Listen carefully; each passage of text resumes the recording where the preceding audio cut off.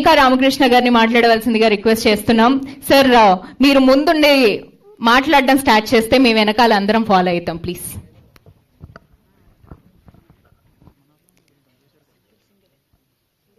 అందరికీ నమస్కారం. ముందుగా మీడియా మిత్రులకు, వాళ్ళు ఈ సినిమాని బాగా ప్రమోట్ చేసి డైరెక్టర్ గారికి, ప్రొడ్యూసర్ గారికి మంచి లాభాల్లో సినిమా తీసుకువెళ్ళాలి. ఈ ప్రజల్లోకి బాగా తీసుకువెళ్తే, ఎందుకంటే డిఫరెంట్ సబ్జెక్ట్, సైకో థ్రిల్లర్ లాగా అనిపిస్తుంది. మా వైఫ్ కూడా సైకాలజిస్ట్ అనమాట. సో హరిత గారు కూడా సైకాలజీలో మంచి ఎక్స్పర్ట్. సో అటువంటి సబ్జెక్ట్స్ రావాలని కోరుకుంటున్నాం. ఇప్పుడు అసాంఘిక ఫిల్మ్స్ ఎక్కువ వస్తున్నాయి, అంటే లైక్ స్మగ్లింగ్, ఇట్లాంటి సినిమాలకి బాగా క్రేజ్ ఉంది.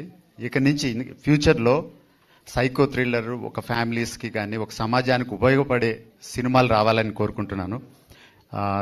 ఇది ఫస్ట్ హరిత గారి ఫస్ట్ ఫిలిం. ముందు ముందు ఇంకా మంచి మంచి సినిమాలు చేయాలని కోరుకుంటున్నాను. అలాగే అభి గారు నెక్స్ట్, ఇప్పుడు హరిత గారు డైరెక్ట్ చేశారు కాబట్టి నెక్స్ట్ అభి గారు డైరెక్ట్ చేయబోతున్నారు, హరిత గారు ప్రొడ్యూస్ చేయబోతున్నారు.